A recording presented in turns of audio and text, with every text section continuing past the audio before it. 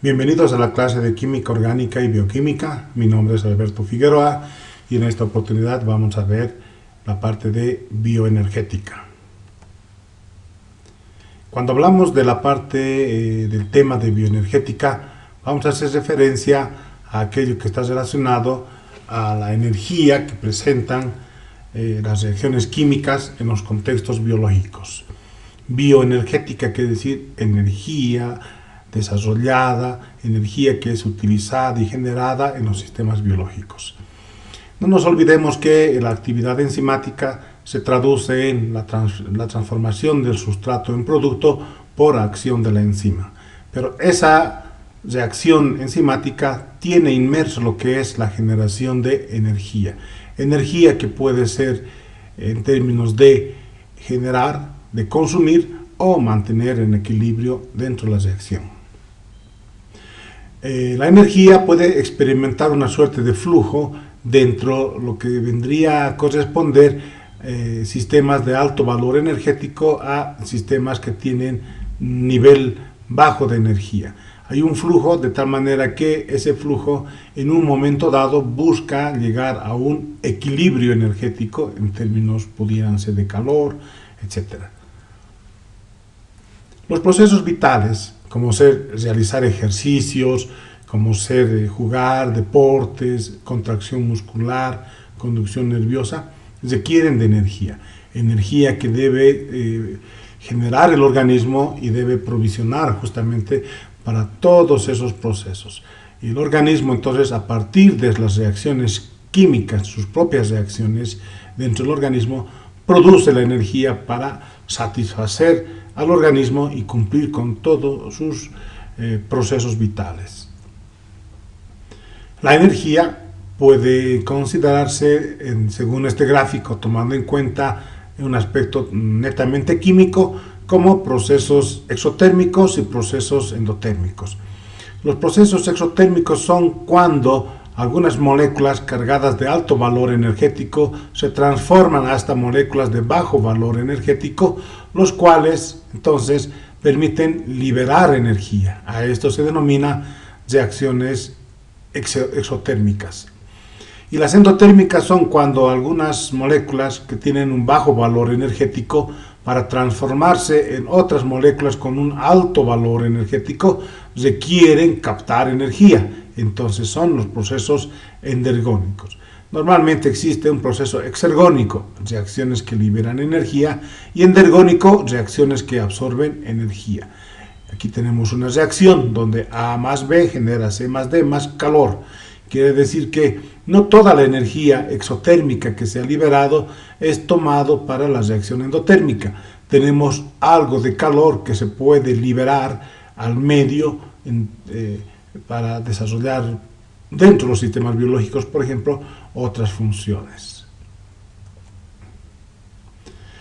En los seres vivos, este tipo de reacciones químicas son utilizados con mucha frecuencia, de manera que en los procesos endergónicos dependen de los procesos exergónicos para que se puedan desarrollar. Sin embargo, toda esa actividad bioquímica siempre se relaciona con la energía.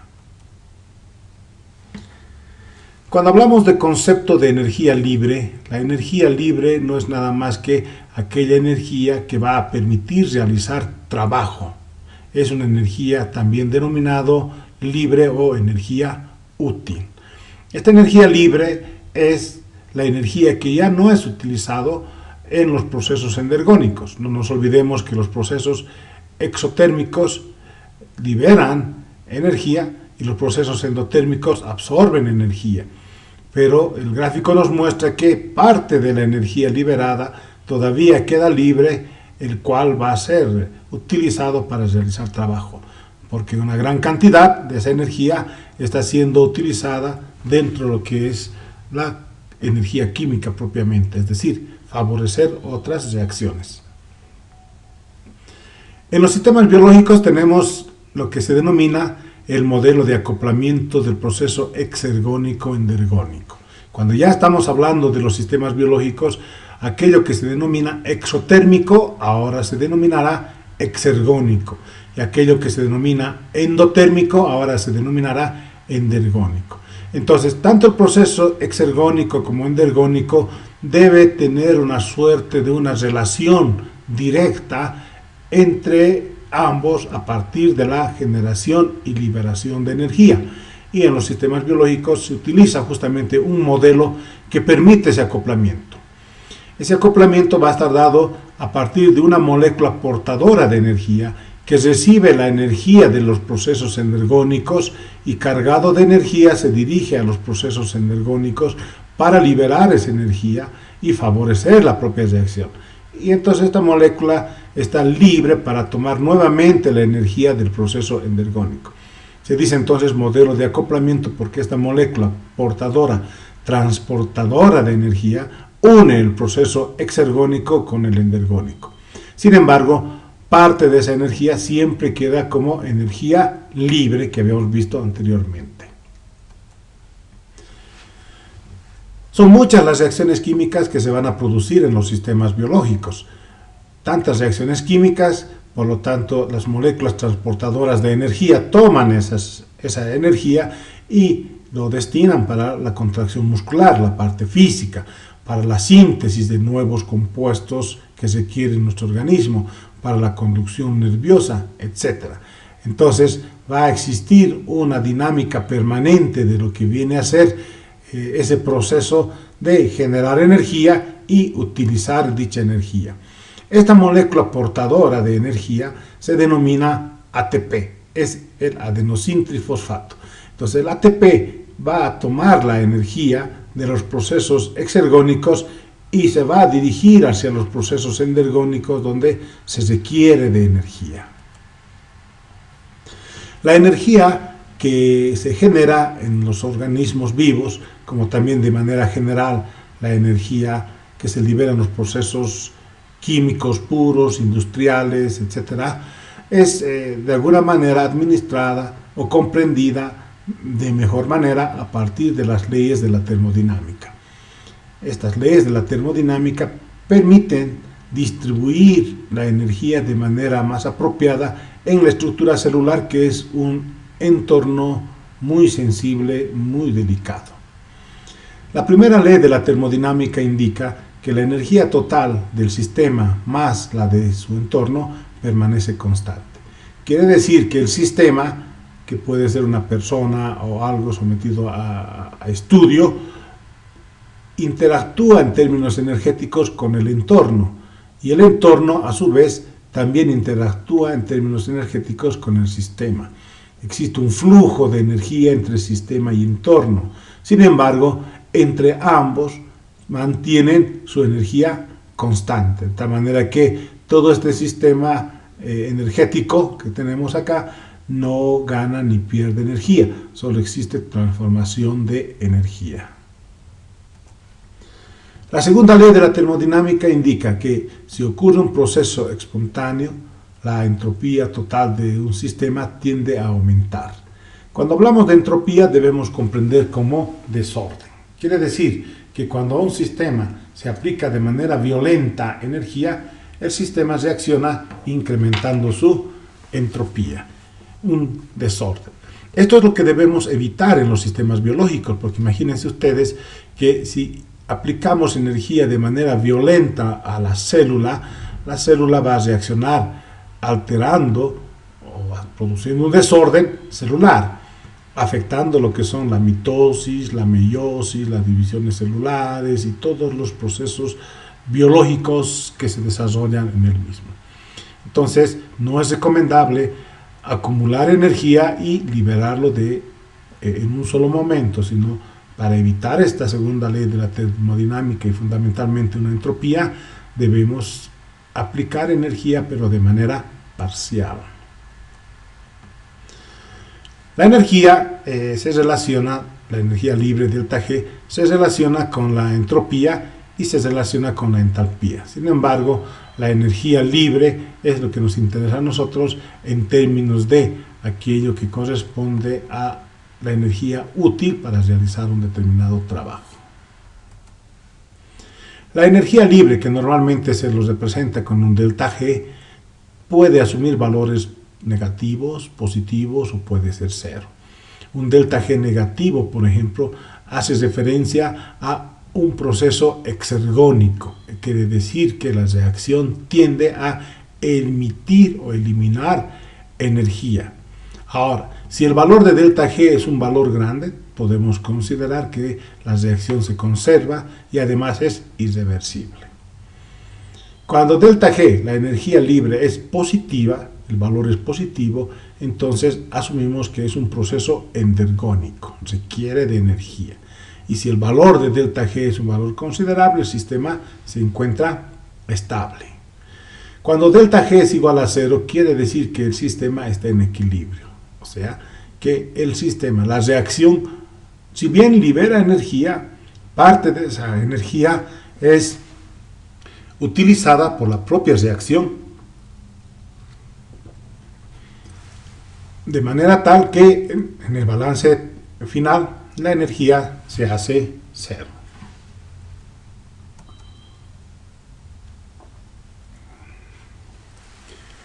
Existen los denominados fosfatos de alto valor energético.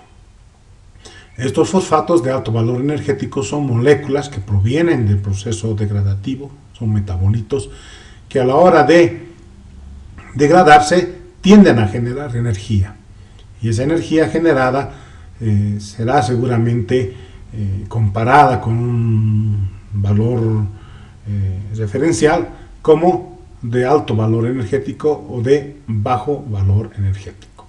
Sin embargo, mucha de esa energía a veces se lo toma de manera externa o a partir de las degradaciones de las sustancias químicas. Por ejemplo, se denomina organismos autótrofos a aquellos que toman energía del medio, toman energía del entorno y estos los adaptan, los acoplan directamente a sus procesos metabólicos, como es el caso de la fotosíntesis en las plantas, ¿no? La fotosíntesis en las plantas, entonces corresponderían a organismos autótrofos. Y los heterótrofos normalmente son los animales, donde la capacidad que estos tienen es de destruir estructuras químicas y de esa manera liberar energía y utilizarlos en sus procesos metabólicos. Hace un momento hemos visto el caso del ATP, el adenosín trifosfato. Este ATP no es nada más que la combinación de varias estructuras, como es el caso de una base nitrogenada, la adenina, y un carbohidrato, como es el caso de la ribosa. Ambos generan la adenosina. A esta estructura llamada adenosina se adhiere un fosfato para dar origen al adenosín monofosfato. Se puede seguir adhiriendo un segundo fosfato y tenemos el adenosín difosfato.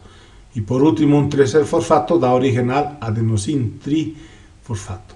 Entonces, el ATP, adenosín trifosfato, es una estructura que tiene 3 fosfatos en su estructura y además la adenosina constituida por la adenina y la ribosa. Este es un esquema que nos hace referencia a los fosfatos, un esquema del ATP. A los 3 fosfatos tenemos la base nitrogenada y el correspondiente carbohidrato.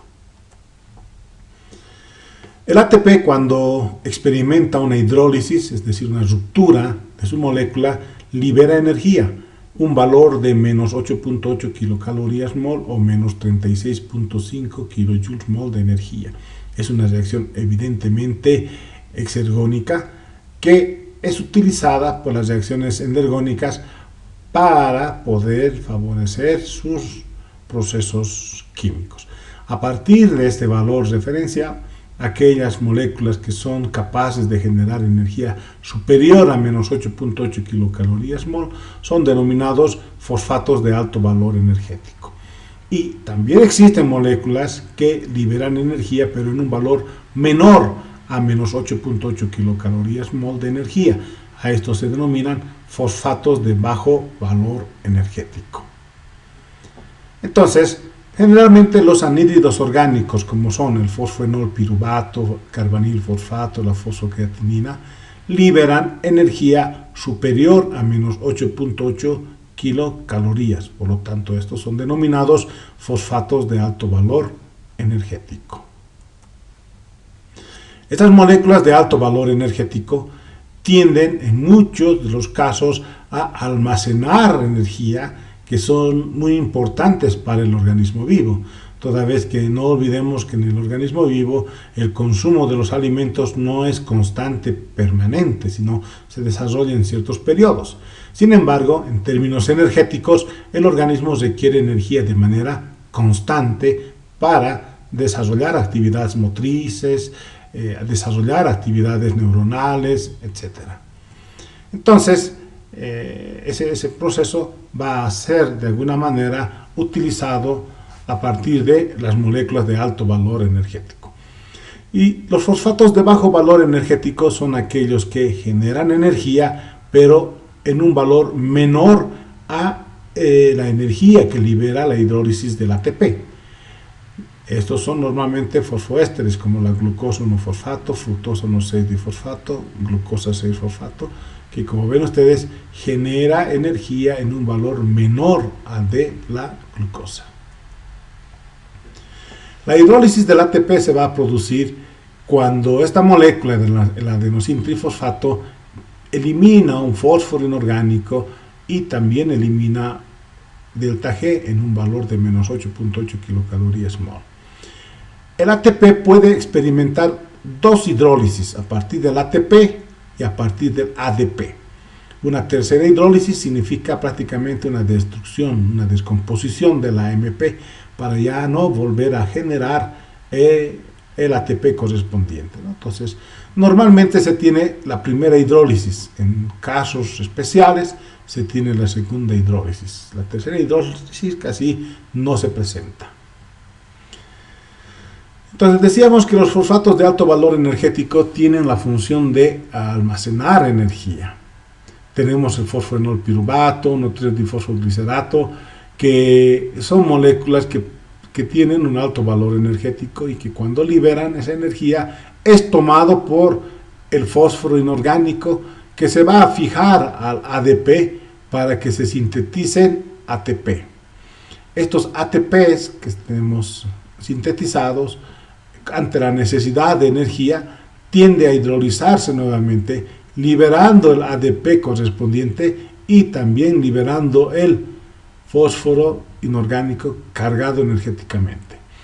Este fósforo inorgánico cargado energéticamente puede ser utilizado dentro de los procesos endergónicos, es decir, dentro de aquellas reacciones que requieren de energía, pero también en los procesos vitales, la parte motriz fundamentalmente. Ahora, debemos considerar que los fosfatos de alto valor energético, no toda esa energía lo distribuyen a estos procesos endergónicos y vitales. También una fracción es almacenada conjuntamente la creatinina para dar origen a la fosfocreatinina. Y como tal está en una suerte de reserva, porque ante la ausencia de la ingesta alimentaria que pueda generar estos metabolitos de alto valor energético, el organismo recurre a esta suerte de almacenamiento para utilizar esta molécula generadora de energía y seguir favoreciendo las reacciones correspondientes. La reacción de acoplamiento exergónico-endergónico está dado justamente a partir de la presencia del ATP. La glucosa la glucosa en realidad, la glucosa no tiene actividad bioquímica en la sangre si es que no está activada. Activada es cuando se encuentra como glucosa 6-fosfato, lo que quiere decir que un fósforo inorgánico debe fijarse en la glucosa en posición 6-fosfato. Ese hecho que este fósforo inorgánico se fija en la glucosa tiene un delta G de 13.8 kJ/mol, positivo obviamente, que quiere decir que esta reacción requiere de energía. Alguien tiene que proporcionar energía para obtener este producto. Entonces, ahí tenemos la presencia del ATP. El ATP se va a hidrolizar para generar ADP más fósforo inorgánico y en ese hecho de hidrolizarse está generando un delta G de menos 36.8 kJ/mol de energía. Entonces, hay una reacción endergónica y una reacción exergónica. Ambas reacciones se unen en una sola, como vemos acá. La glucosa más el ATP, tenemos glucosa 6-fosfato más ADP y un balance general de un delta G de menos 36 kJ/mol. Si nosotros vemos una diferencia de menos 36.8 menos 13.8, evidentemente nos da 23 kilojoules mol de diferencia, que es energía negativa, delta G negativo, que quiere decir que tiende a liberarse, el cual pudiera ser transformado en calor o favorecer otros procesos vitales. Esta reacción va a ser favorecida por la exoquinasa, debido a que las reacciones orgánicas son lentas. Sin embargo, este catalizador, la exoquinasa, hace que la reacción sea mucho más rápida. Vamos a hablar un poco acerca de las oxidaciones biológicas. Cuando hablamos de oxidaciones biológicas, estamos haciendo referencia a los principales tipos de reacciones que se presentan en el organismo vivo.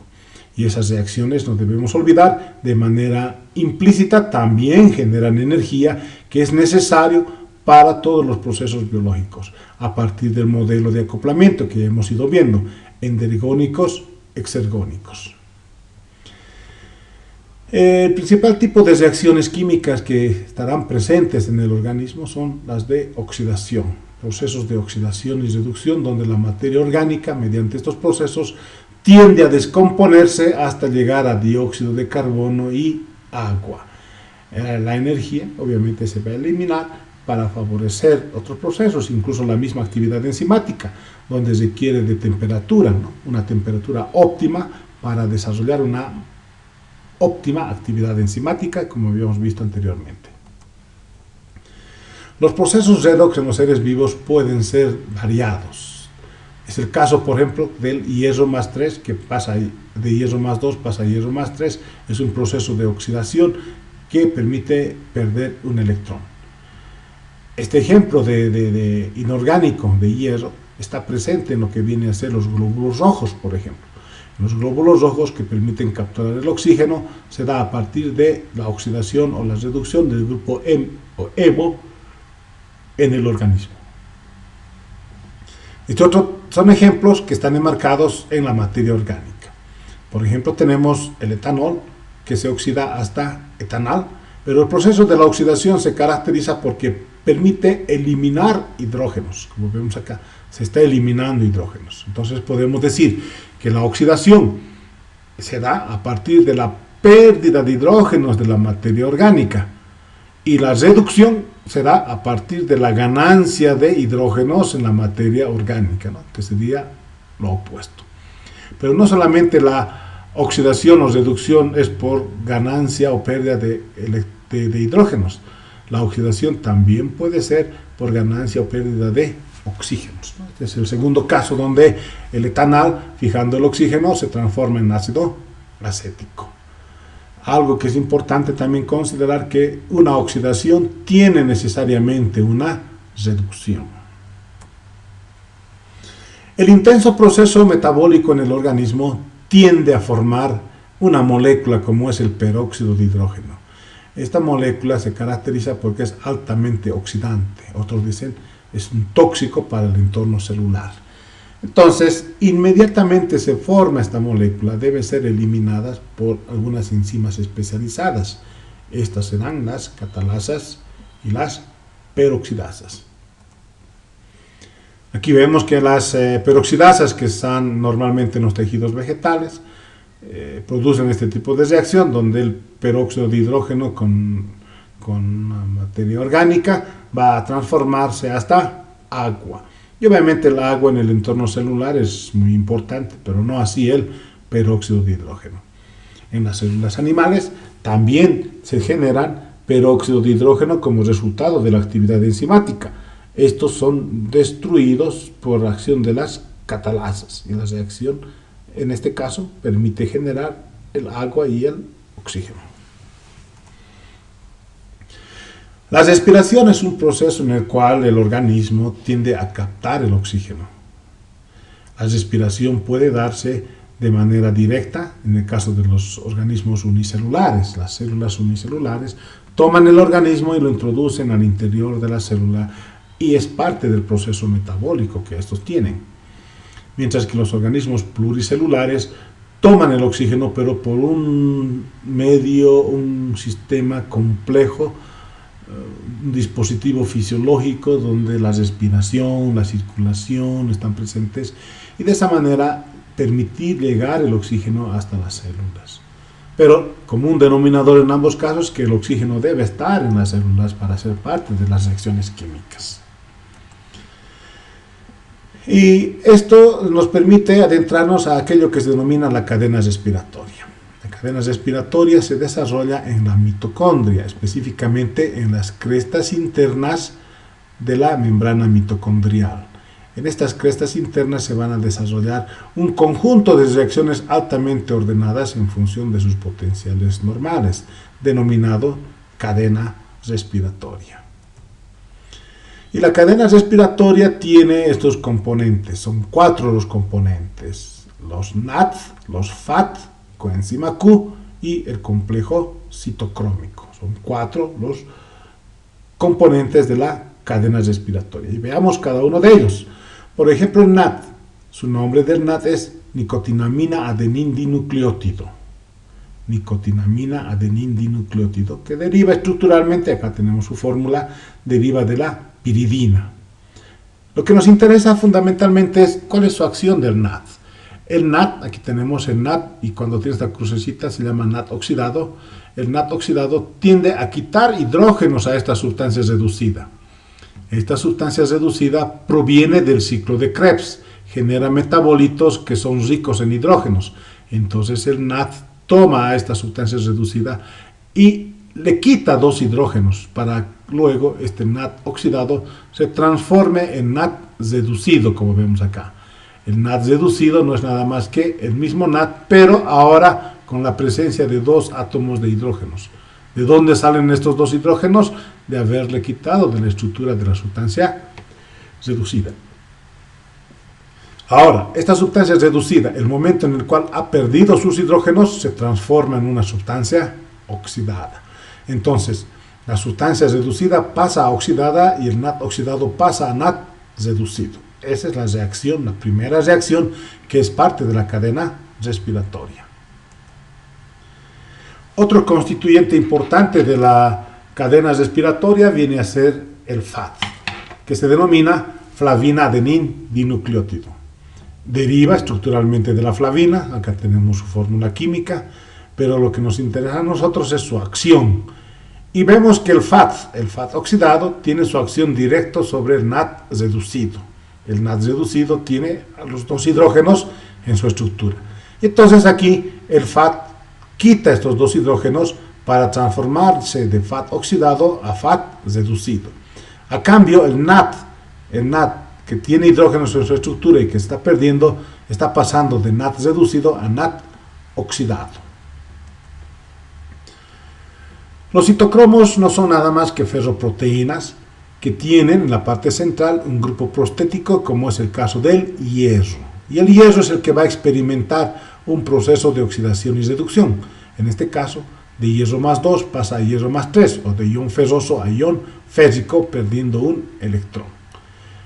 Este tipo de reacciones se van a desarrollar a nivel de la membrana mitocondrial.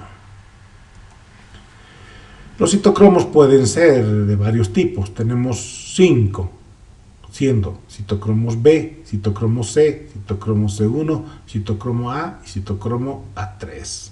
Son 5 los citocromos, los cuales son parte de lo que corresponde a la cadena respiratoria, y que los últimos, el citocromo A y el citocromo A3, son denominados citocromos oxidasas, ¿no? Son citocromos oxidasas.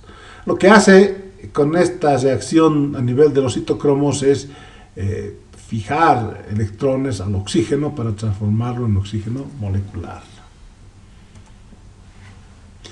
La coenzima Q deriva de la benzoquinona, como vemos acá en la estructura, y es un nexo prácticamente entre las flavoproteínas llamadas NAD o FAT y todo aquello que corresponde al complejo citocrómico. En la fase lipídica es su función, toda vez que las otras están en la fase proteica. Esta vendría a ser la secuencia de la cadena respiratoria. Esta secuencia de la cadena respiratoria nos está mostrando entonces a cada uno de los constituyentes que ya hemos ido viendo, Aquí tenemos al complejo citocrómico, tenemos al FAT, al NAD, la coenzima Q, etc. Todo empieza a partir de la sustancia reducida. La sustancia reducida es un metabolito que proviene del ciclo de Krebs y que su característica es que tiene una buena cantidad de hidrógenos, de los cuales 2 hidrógenos serán tomados por el NAD oxidado para pasar a NAD reducido. Entonces de NAD oxidado pasa a NAD reducido, quitándole a la sustancia reducida 2 hidrógenos. A cambio, la sustancia reducida, al perder esos 2 hidrógenos, se transforma en sustancia oxidada.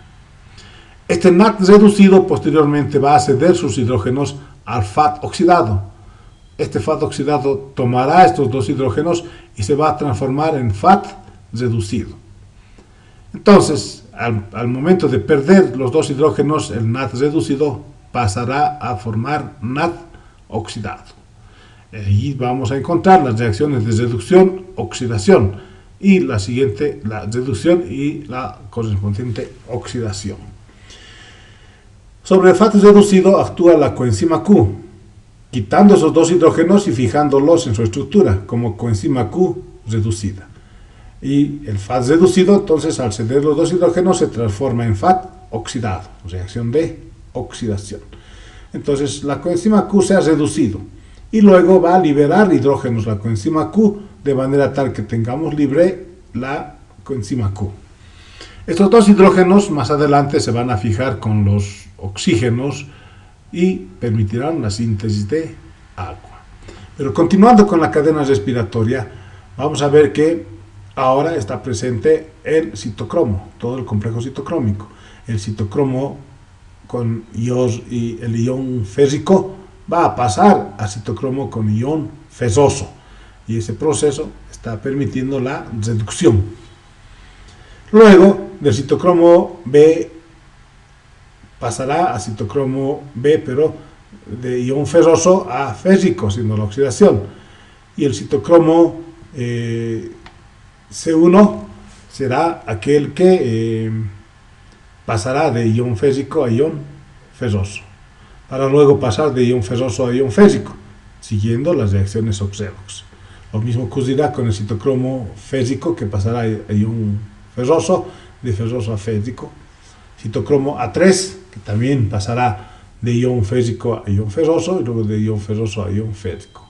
Estamos hablando entonces de los citocromos B, A3, y en los últimos, obviamente, que permiten fijar los electrones para dar origen al oxígeno ya en la matriz mitocondrial. También vemos en este cuadro a aquello que se denominan los barbitúricos, la antimicina A, el monóxido de carbono, el cianuro y el sulfuro de hidrógeno. A estas 3 sustancias se llaman sustancias desacoplantes. ¿Cuál es la función de esas sustancias desacoplantes? La de impedir que la energía que se está liberando pueda ser utilizado en la síntesis de los ATPs. Eso ya lo vamos a ver más adelante en la fosforilación oxidativa fundamentalmente. Este esquema nos está mostrando a la mitocondria y un corte de lo que viene a ser las crestas internas de la matriz mitocondrial, en el cual se aprecia justamente ese corrimiento de hidrógenos, la cadena respiratoria, con todos sus componentes que hace un momento hemos ido viendo. Fosforilación oxidativa. La fosforilación oxidativa es un proceso que permite sintetizar los ATPs a partir de la energía que genera la cadena respiratoria. La cadena respiratoria, de forma general, tiene un delta G de menos 220.5 kJ/mol. Es una reacción altamente exergónica. Parte de esta energía que está liberando la cadena respiratoria va a ser utilizada para la síntesis de ATPs, y obviamente otra cantidad favorecerá los procesos vitales. Cuando la cadena respiratoria empieza con el NAD sobre los metabolitos que genera el ciclo de Krebs, podríamos decir que todo ese recorrido termina sintetizando 3 ATPs. Pero se da en muchos casos el caso que no es el NAD el que tiene su acción sobre los metabolitos reducidos del ciclo de Krebs, sino es el FAD, obviando la acción del NAD. Entonces, este continúa con el proceso biodegradativo, pero su impacto está en que solamente sintetiza 2 ATPs y no 3. La energía necesaria, no olvidemos, para la síntesis del ATP es de 30.5 kilojoules mol.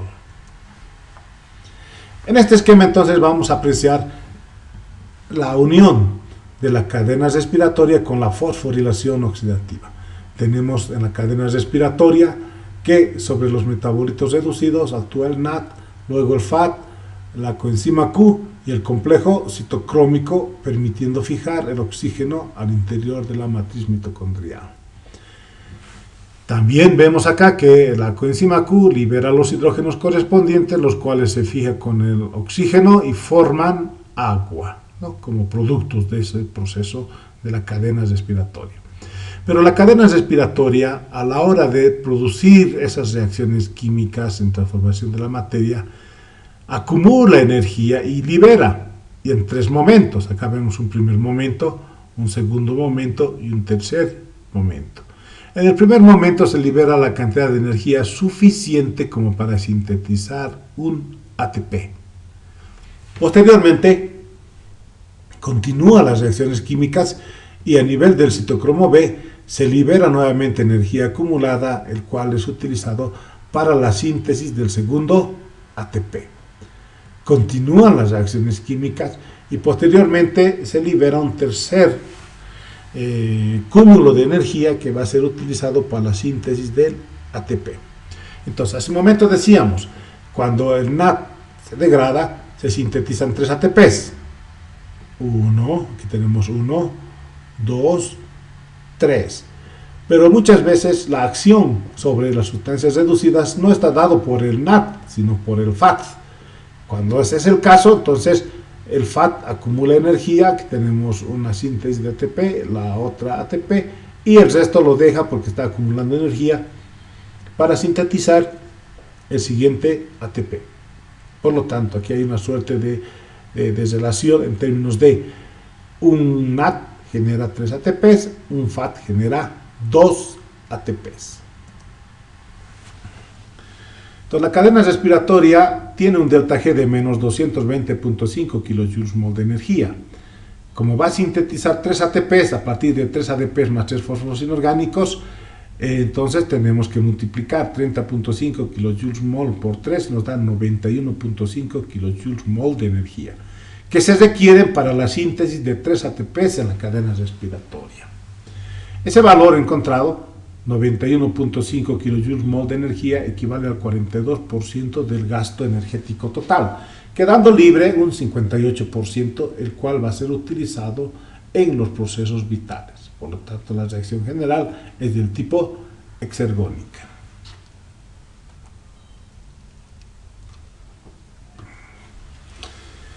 Existen algunas sustancias como ser el 2,4-dinitrofenol, alofenoles, los nitrofenoles, gramicidina, varinomicina, que impiden que la energía que se está liberando a este nivel en la cadena respiratoria pueda ser utilizada por la fosforilación oxidativa.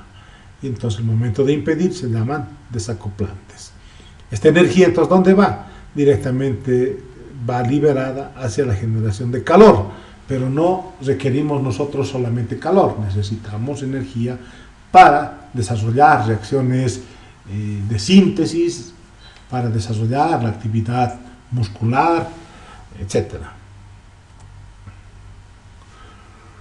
La importancia biológica de la cadena respiratoria y la fosforilación oxidativa se radica fundamentalmente en que la cadena respiratoria va a oxidar a los sustratos que vienen del ciclo de Krebs hasta llevar el oxígeno al nivel de la matriz mitocondrial. La fosforilación oxidativa permite la síntesis de ATPs en un valor de 3. La cadena respiratoria va a presentar una liberación de energía en forma de cascada, en forma parcial, para la síntesis de los ATPs correspondientes, para evitar la segunda ley de la termodinámica, que implica que la energía liberada en un solo momento podría ocasionar un caos celular.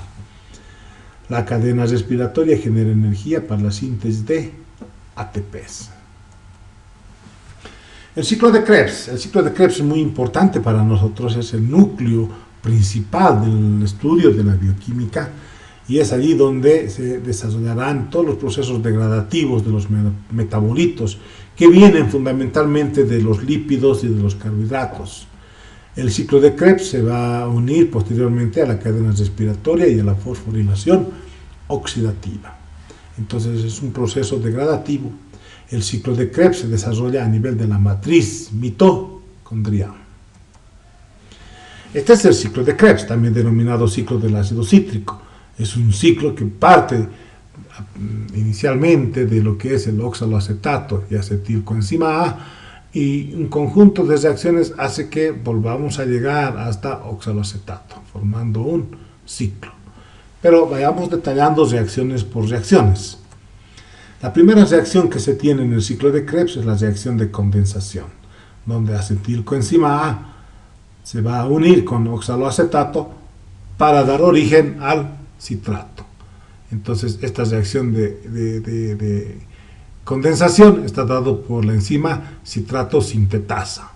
Y fíjense que esta primera reacción tiene un delta G negativo de 32.2 kJ/mol. Es una reacción exergónica, tiende a liberar energía. La siguiente reacción es la de deshidratación-hidratación. El citrato que se ha sintetizado va a eliminar una molécula de agua, va a introducir nuevamente una molécula de agua, formando como un producto, un metabolito intermediario, el cis-aconitato. El cis-aconitato posteriormente se va a transformar en isocitrato. El isocitrato y toda esta reacción química tiene un delta G de 13.3 kJ/mol positivo, quiere decir que esta reacción requiere de energía para que se desarrolle. La siguiente reacción es una reacción muy importante llamada de oxidación y de descarboxilación.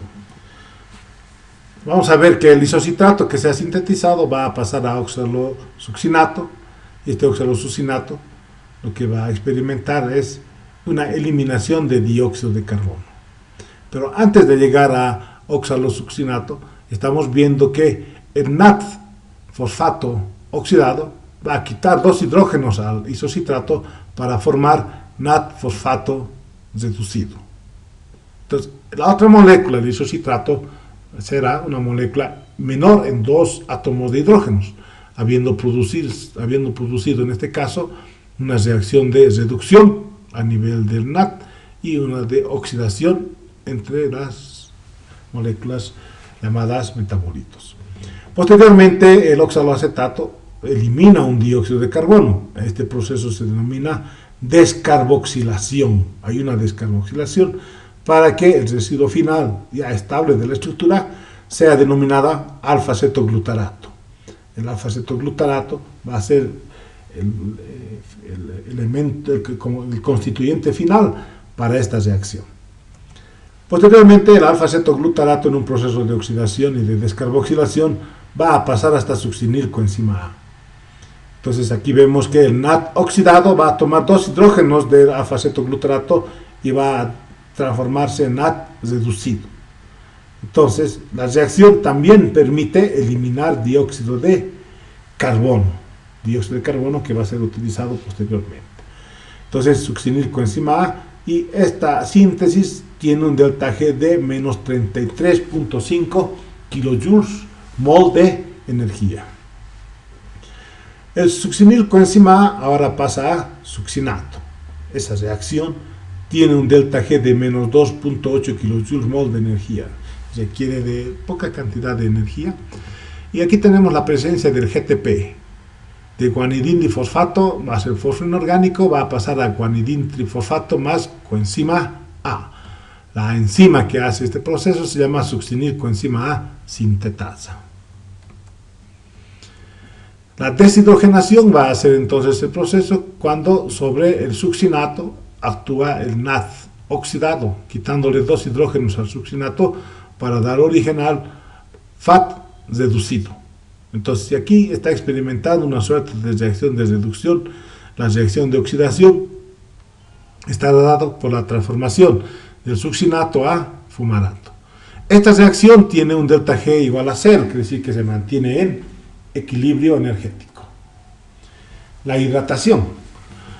La hidratación va a ser un proceso en el cual, en este caso ya el fumarato va a transformarse hasta malato, fijándose en la molécula, prácticamente una molécula de agua. Oxidar los malhidrógenos nos da una molécula de agua, y de esa manera formar lo que es el malato con un delta G de menos 3.8 kilojoules mol. Las enzimas que trabajan en este proceso son las fumarasas.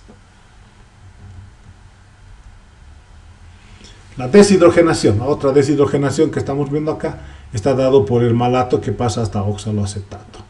Entonces, el NAT oxidado se pasa hasta NAT reducido. Para esto, estos dos hidrógenos del malato les ha quitado y se está fijando en su estructura para dar origen al FAT reducido. Entonces, en esa reacción, el malato se transforma en oxaloacetato. La enzima que hace que esta reacción pueda ser más eficiente se llama malato deshidrogenasa. También vemos que esta reacción tiene un delta G de 29.7 kilojoules mol de energía, lo que quiere decir que esta reacción es del tipo endergónico.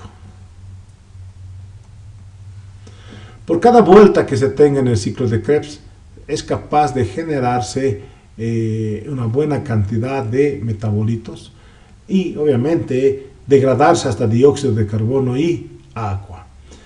Y se tienen prácticamente 4 deshidrogenaciones. Cada deshidrogenación toma 2 hidrógenos, haciendo en total entonces 8 hidrógenos los que se van a liberar y van a permitir que se acople a la cadena respiratoria. Los lugares donde se producen las deshidrogenaciones son de isocitrato a alfa-cetoglutarato, de alfa-cetoglutarato succinil coenzima A, de succinato a fumarato y de malato a oxaloacetato. 6 hidrógenos van a ser generados por el NAT y 2 hidrógenos por el FAT. En total, 8 hidrógenos son los que se van quitando, podríamos decir, de los metabolitos reducidos que vienen del ciclo de Krebs.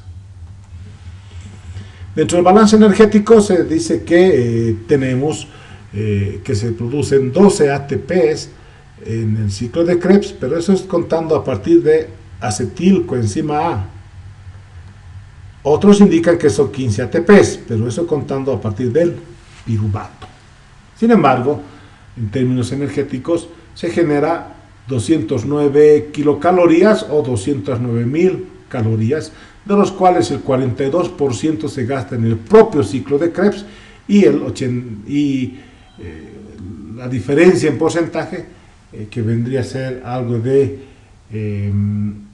58%, se gastaría en los procesos vitales.